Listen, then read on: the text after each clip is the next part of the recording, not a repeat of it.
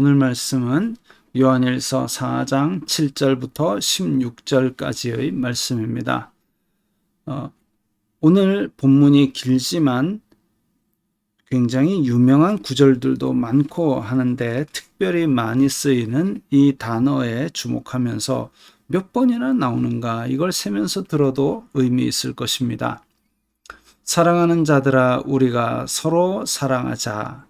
사랑은 하나님께 속한 것이니 사랑하는 자마다 하나님으로부터 나서 하나님을 알고 사랑하지 아니하는 자는 하나님을 알지 못하나니 이는 하나님은 사랑이심이라.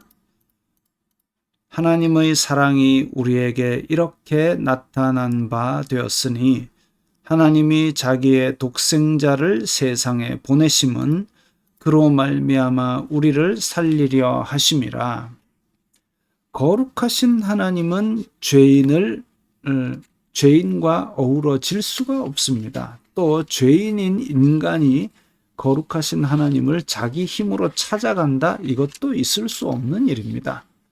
그러나 하나님께서 사람을 사랑하셔서 하나님이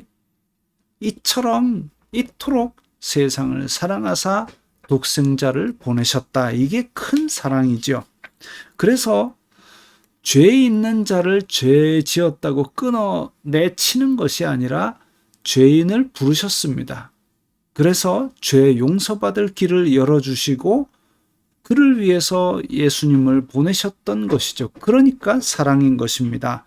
그래서 죄인을 불러서 회개시키고 포용하는 것이 교회여야 되는데 그런데 우리가 잘못 생각을 하면 자꾸만 지적만 합니다. 정죄만 합니다. 너는 죄, 그것도 죄, 그것도 죄. 죄인들은 오지 마. 이게 아니죠.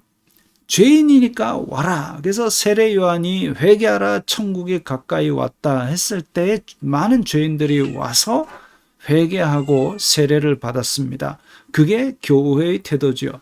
죄 있는 자들, 더러운 자들이 양심에 찔린 자들이 새롭게 되고 싶은 자들이 와서 그래서 회개하고 그러면 그들을 포용하는 것이 교회여야 됩니다. 그런데 처음부터 아유 당신네들은 죄인이니까 오지 마시오. 이건 바람직한 태도는 아닐 것이죠. 예수님께서 그러셨던 것처럼 죄 있는 자들아 와라. 거룩하신 하나님께로 와라. 그래서 회개하고 새 삶을 얻으라. 새 생명을 얻으라. 이것이 바로 우리에게 전해진 복음입니다. 사랑은 여기 있으니 우리가 하나님을 사랑한 것이 아니요 하나님이 우리를 사랑하사 우리 죄를 속하기 위하여 화목제물로 그 아들을 보내셨습니다. 우리가 하나님을 사랑한 것이 아니라 하나님께서 우리를 먼저 사랑하시고 먼저 부르시고 그래서 더러운 죄인인 우리를 죄 용서받는 길까지 인도하셨다. 이게 바로 사랑이다 이겁니다. 사랑하는 자들아 하나님이 이같이 우리를 사랑하셨은즉 우리도 서로 사랑하는 것이 마땅하도다. 어느 때나 하나님을 본 사람이 없으되 만일 우리가 서로 사랑하면 하나님이 우리 안에 거하시고 그의 사랑이 우리 안에 온전히 이루어지느니라. 하나님은 영이십니다. 영을 사람의 눈으로 볼 수 없죠. 또 거룩하신 분이기 때문에 우리의 죄인의 눈으로는 더더욱 볼 수가 없습니다. 그러나 그런 하나님을 우리가 바람을 볼 수 없어도 나뭇가지가 흔들리는 것을 보고 바람이 지나가는 것을 알 수 있듯이 우리가 부족한 사람들이 서로 사랑하면 그 가운데 우리는 하나님을 깨닫고 하나님을 알 수 있는 것이죠. 그의 성령을 우리에게 주심으로 우리가 그 안에 거하고 그가 우리 안에 거하시는 줄을 아느니라.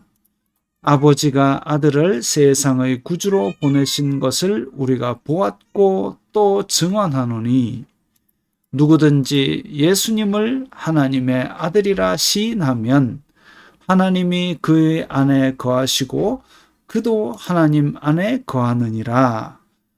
자, 앞에서 거짓 선지자 적그리스도와 하나님께 속한 자를 구별하는 기준이 하나 있었습니다. 예수님께서 육체를 입고 오신 것을 인정하느냐? 또 지금 또 하나 더 나옵니다.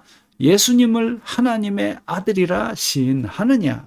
단지 지나가는 어떤 선지자 아니면 선생님이 아니라 하나님의 아들 우리를 구원하신 대속 제물로 바쳐진 하나님의 아들로 인정하느냐, 그것이 바로 하나님의 안에 거하는 자의 표시이기도 합니다. 하나님이 우리를 사랑하시는 사랑을 우리가 알고 믿었노니 하나님은 사랑이시라. 사랑 안에 거하는 자는 하나님 안에 거하고 하나님도 그의 안에 거하시느니라. 자, 오늘 말씀에서 사랑이 전부 몇 번 나왔을까요?